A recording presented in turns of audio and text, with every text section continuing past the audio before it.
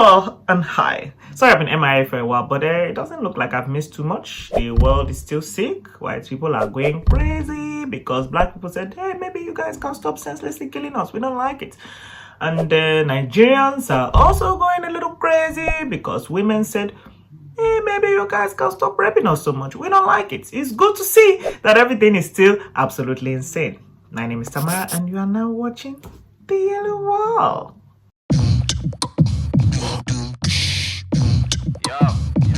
Make I tell you the matter. Still an agent butter with this sweet pure water, but no be me go judge.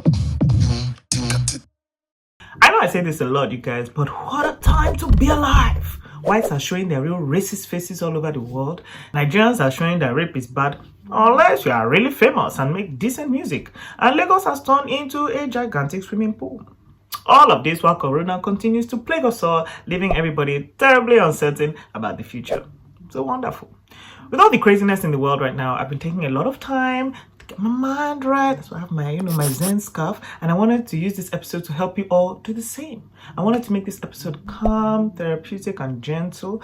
But then a popular music artist had his alleged rape victim arrested.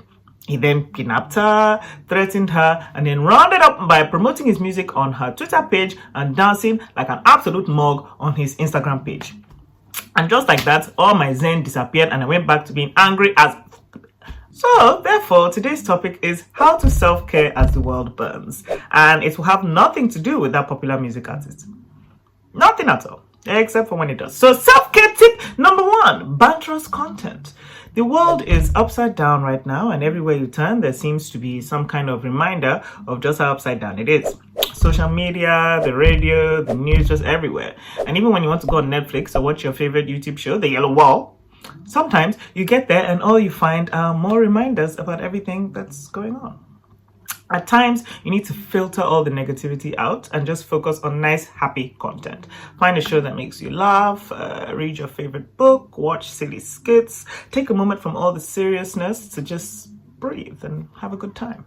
I personally find just putting on music and jamming in my room is perfect for getting me out of funk or getting me out of my head or making me feel less stressed. And before I used to have a certain popular music artist's music in a few playlists, but as it turns out, the music of rapists doesn't make me happy and it can never bring me joy again. So I deleted that. And I don't miss it. Self-care tip number 2, social media breaks. Social media is a double-edged sword. Sometimes it's just banter and people being silly and abusing the hell out of themselves. And sometimes it's videos of police killing people in America. Right now, it seems like it's mainly doom and gloom on there, or ways you can be useful and fight the doom and gloom. And while I do think it is necessary to keep abreast of certain situations and know as much as you can, it's not every time. Some days, to keep your sanity, it's best to just take a social media break. Turn off your phone or put it on aeroplane mode, lie down and take a nap, just sleep, just pass out. Whatever gist you miss will still be there when you get back. Sometimes I like to take it a step further and just delete the app save for a while to stop myself from checking. You just check social media out of habit. In fact, I wonder if that's what Shaitan was doing before she released her statement. Shaitan Babatayo, the one who accused that popular music artist of raping her. The poor girl had been through it recently, what with having been abused and arrested and kidnapped and threatened and having her Twitter altered and all that jazz. But I saw some dunces say that she was silent after everything, so she must have been lying before. Or maybe, just maybe, she was taking a break from reading idiotic comments like that. I don't know anything. I'm not allowed to talk about it. In fact, I didn't even bring it up. Self-care tip number 3. Accept new truths, but don't dwell. I don't know about you guys, but me and my friends have realized a lot of things about life and ourselves recently. A lot of black people in the overs, or even people in Nigeria who have dealings with non-colored folk, have realized a lot of racist comments and situations that they never really paid attention to before. And a lot of women I know have realized that situations with men that in the past they just ignored or laughed off were actually inappropriate and downright pervy. Some men I know have realized the same thing. It's not a gender-based thing. Some people are just perverts. And as we're realizing a lot of these microaggressions that we were all too busy to focus on before and taking it all in, it can be a lot. But the thing is to not dwell. This is a very educational period. We're all learning a lot about ourselves, about our friends, about our celebrities. And instead of being angry or upset that you let things go before or didn't used to speak up, it's best to just learn from it and keep pushing. Now that you know certain things, you won't stand for it. Like, for example, when your friend makes a joke about tearing a girl's panties off just because she did not agree to give him his number, now you know to tell him that that's rapey and he should shut up. But don't be mad at yourself if you never told him that before. It's cool. Just now, do the right thing. I don't know if that popular music artist is a rapist. I mean, I always believe the victims first, and his actions sort of, screamed, I'm guilty. But I don't know. What I do know is everything he's done since the accusations came out. I also know that he went to go and dance on Instagram as if this whole matter is a joke. So, you know what another hard truth I've had to accept is? The popular music artist may or may not be a rapist, but he for sure is a and that's the truth. But don't dwell on it, just accept it and move on. Self-care tip number 4. Mind your company. With nothing else to do except from work and buy pajamas, well, hopefully talking to our friends a lot more. And sometimes, if you have decent, great friends like mine, it's lit. But sometimes you realize that some of your friends are, for lack of a better term, idiots. And sometimes, if you have decent friends, it's lit. But sometimes you realize that some of your friends, for lack of a better term, are very, very stupid. And it's important during these times to check who you surround yourself with. Even if your friends aren't stupid, sometimes you just might not be in the same headspace as them. Some of your friends will be talking far too much, and when you just want to take a minute to, calm down and breathe. And some will be uncomfortably silent when you want to be outraged. You have to find a balance. And I'm not saying go and cancel your friends, because even them, they're going through all the feels. They're probably, dealing with what you're dealing with.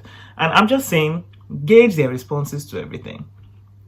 Gauge their responses to everything that's happening now and act accordingly. Some of them you might just need a little break from, and some of them you may just need to give a stern talking to, and then some of them you might have to cancel entirely. Like if they're the kind of person who insists that the popular music artist is innocent just because his music is sweet, as if somehow rape and creativity have a correlation.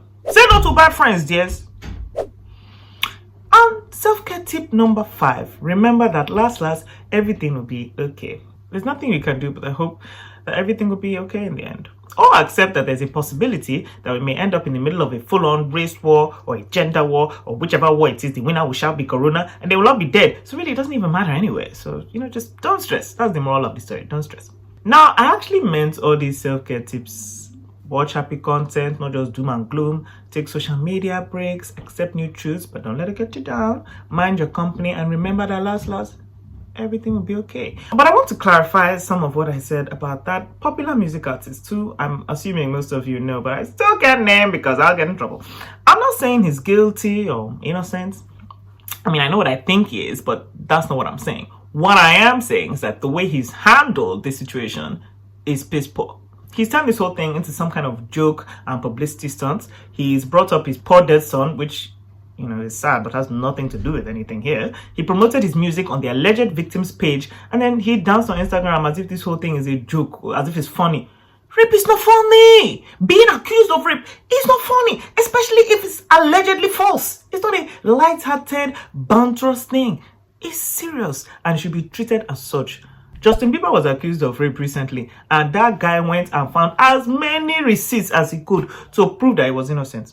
And okay, let's say your life is so unfortunate that there's no receipts, then won't you just keep quiet and hold your lips? Release one statement saying that you didn't do it, and then let your lawyers handle the rest if you are really so innocent. What's all this extra is doing?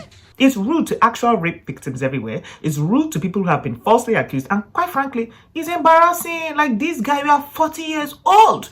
Act more like a f***ing adult and less like a mentally challenged monkey. Anyway, shall we thank God Shaitan has lawyered up. So let's now see if he's going to carry on and go and dance in the courtroom. And for those of you that want to say I'm only saying this because I hate men, as if I've never abused women on this show before, or that I'm a misandrist, or blah, blah, blah, blah, blah. Please stop watching me, I beg. It's not by force, because as you see me so, I'm not going to stop talking about rape anytime soon. I'm not going to stop talking about the unfair treatment of women in Nigeria, and I will never, ever in my life stop abusing men when they do dumb ass shit. So either you deal with it or, go away. Speaking of talking about rape, I hope everyone is continuing to talk about it as much as possible. I hope we're still educating ourselves. We're still discussing consent. We're still calling out rubbish when we see it. I see some of you are struggling with that, but I hope as well as women, we're talking about how kids in general are treated in Nigeria, because young boys are preyed upon just as much as young girls. But the more we talk about it, the more we educate others on it, the better off we'll all be. Just because you watching this, you have sense does not mean everybody has sense. So please, honestly, just never stop talking. Never stop educating yourself and others. And if you can, continue donating to the wonderful centers that help victims. Also, special shout out to all my friends. I see you guys posting, shouting, fighting the bullshit, crushing the patriarchy. And I love to see it. And that brings me to the end of the episode. How have you guys been keeping your minds right? And what do you think of this successful popular music artist's antics? Let me know in the comments below and on our social media platforms. And don't forget to subscribe to Accelerate TV for all of our unproblematic, equality-focused, sexy as hell content. My name is Tamara, and I'll be back in 2 weeks with more from the yellow of my bedroom. Yay. Also, I think he's guilty. He did that. Okay, bye.